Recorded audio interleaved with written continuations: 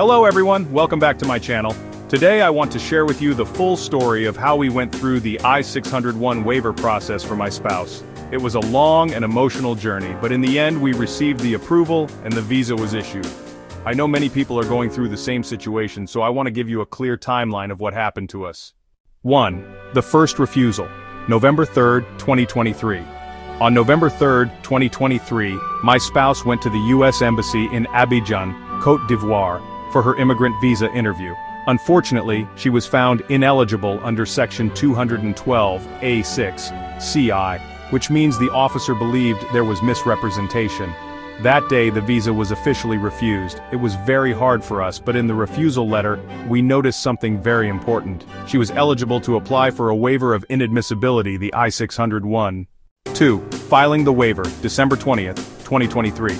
We decided to fight for it. On December 20th, 2023, USCIS received our Form 1601, Application for Waiver of Grounds of Inadmissibility.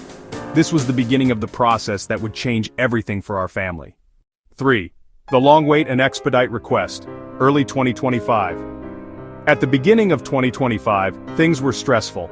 On January 28, 2025, USCIS denied our request for expedite processing. But we did not stop. We submitted more evidence and pushed forward. Finally, on February 12, 2025, they approved our request for expedite processing, and just 2 days later, on February 14, 2025, our I-601 waiver was approved. This was one of the happiest moments for us. 4. Back to the embassy, February 21, 2025. After USCIS approved the waiver, the case was sent back to the embassy. On February 21, 2025, the status changed to refused administrative processing. This is very important to mention. They did not request a second interview. The embassy simply continued processing the case based on the approved waiver. 5. Case updates. March 10 to 12, 2025. On March 10 and 11, 2025, the case moved to ready. That meant the embassy was preparing everything for the final decision.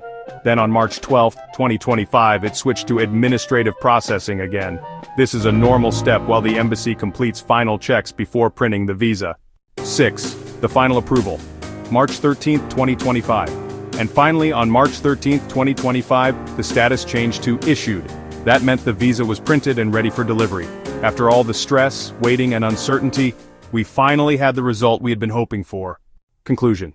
So our journey went like this. Refusal in November 2023, waiver filed in December 2023, approval in February 2025, and visa issued in March 2025.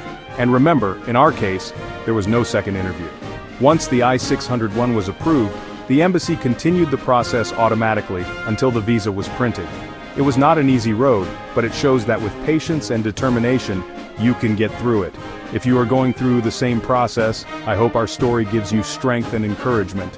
Thank you for watching, and don't forget to subscribe for more updates on our immigration journey.